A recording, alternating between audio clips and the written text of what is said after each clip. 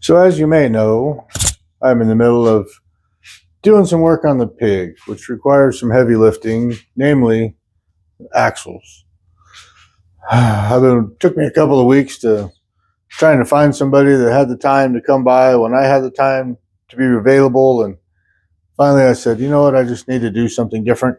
And I decided to go ahead and get a cherry picker, shop crane, engine hoist, whatever you want to call it, so that I could do the heavy lifting without dropping it, and two, without hurting myself. So I bought one of the cheapest ones on Amazon.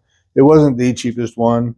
The name brand, couldn't tell you what it is. It was on sale at some point fairly recently. We're in the middle of December of 25 currently. So it wasn't a Black Friday thing, but either way, it was on sale. Say, I don't know, 10, 15%.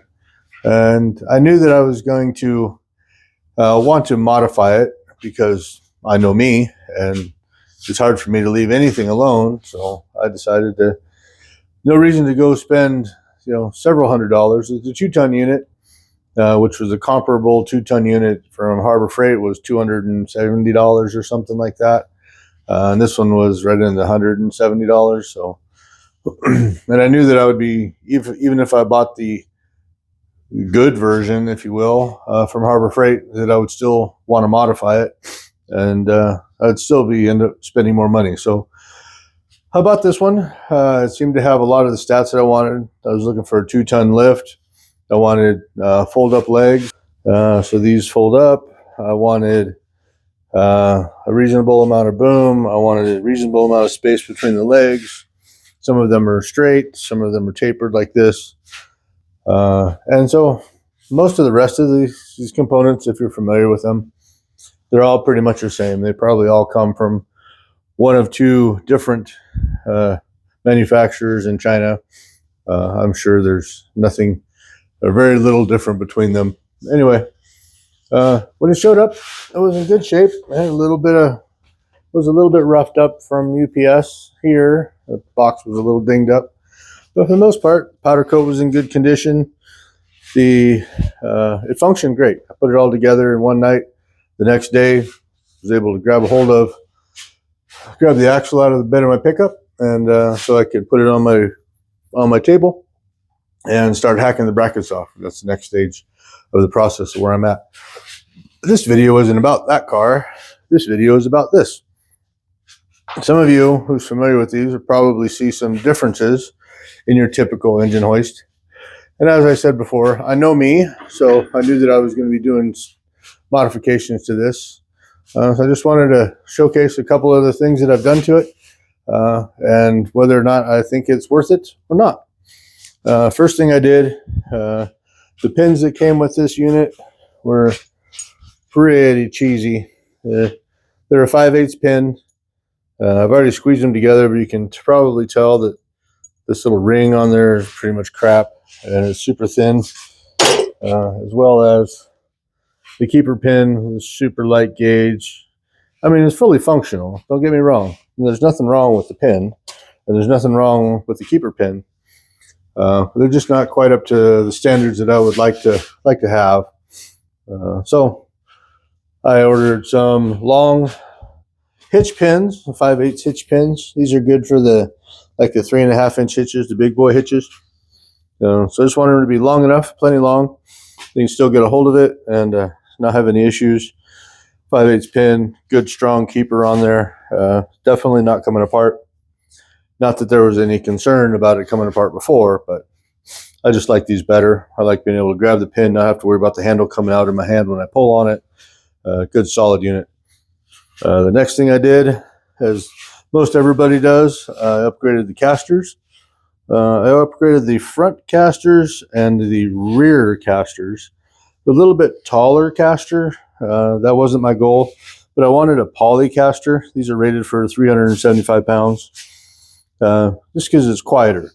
This unit came with these cast iron, if you want to call them cast iron. They call them cast iron wheels, casters, and they're super noisy. They turn okay. They roll okay. They don't do either of them great. So I wanted to change those out. So I got taller casters. And if you're familiar with these things, the center wheels for when it's stowed are smaller, which didn't seem like it was going to be that much of a concern to me until I put the new casters on and realized that the distance between the ground and the little casters that come with was quite a bit, and it made pulling those pins fairly difficult. So I just took one of the front and rear casters that I took off of the ends, took one off of there and one off of there on both sides, and I put them in here. So these are taller. So yes, they're still the cast iron units, but they're only going to be used when the unit's being rolled around and stowed, but not necessarily rolled around and used. So that was a trade off for me. It was $30 that I wanted to save. So as far as upgrades, I saved. We'll call it $100 from the comparable unit from Harbor Freight with the Amazon purchase. So say it's $100. I spent $5 on these big pins, so now I'm down to $95 in savings. I spent roughly $40 on the casters. So then we're down to, do my math, about $55 in savings from the Harbor Freight unit. Then the next thing I did is because, of course, they all come with these with the chain and the hook, which is not necessarily great. They come with this unit on there. The thing that I don't like about those is that they don't turn. So if you're working on something and you need it to turn, the chain unit only lets it turn about 30 degrees, maybe 45 degrees, and then it's going to be under tension, and it's always going to want to try and center itself back. This unit is free to turn 360 degrees under load. That hook was like $14 off of Amazon. So now where am I at for math? About $40 in savings overall. Another thing I did is when these legs would stow, they would come up and they would stow past center. Like the end of the leg would be clear back here in this angle, like hanging way off the back.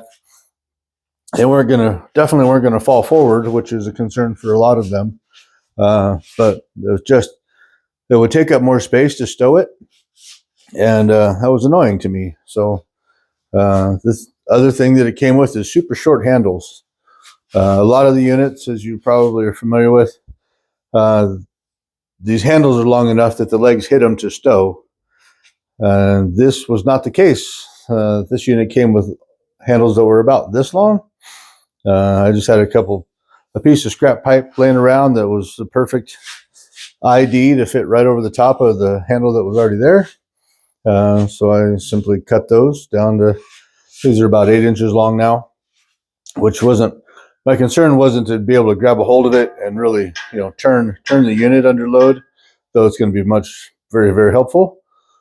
My goal was to make it so that the legs hit these when it's stowed so that they couldn't flop back, and the unit would stow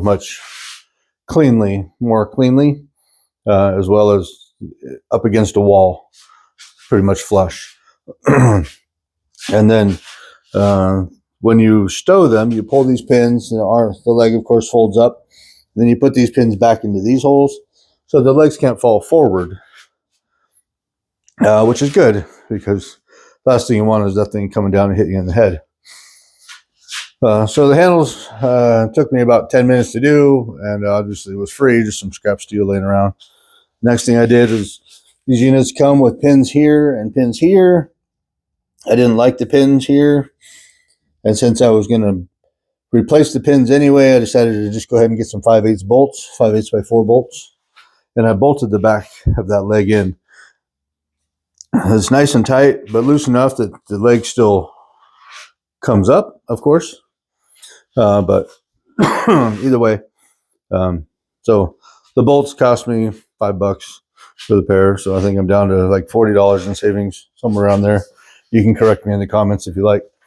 The most important thing that I wanted, as you can probably notice, it has the air over hydraulic cylinder on it. I had a coupon from Harbor Freight. This is obviously a very common swap. So that was just under $100 for that with the coupon that I had. So now we'll call it $50 more. This unit cost me $50 more than the more expensive unit from Harbor Freight. But I would have done all of these same upgrades to the Harbor Freight unit. So I think I'm $150 ahead. If you count in all the money that I spent, I think I'm doing good. The last upgrade I did to this thing, I did a couple of things that didn't cost me anything. As you can tell, it's pretty sturdy. Most of these, if you're familiar with them, they're pretty wobbly here because of these joints. These joints here are loose, and these joints here are loose, and these joints back here are loose. So I took the time, made some spacers, used some washers, whatever it took to make it so it's very little lateral play. I don't know if you can tell that or not, compared to most of them, which is what I wanted. It still goes up and down very easily.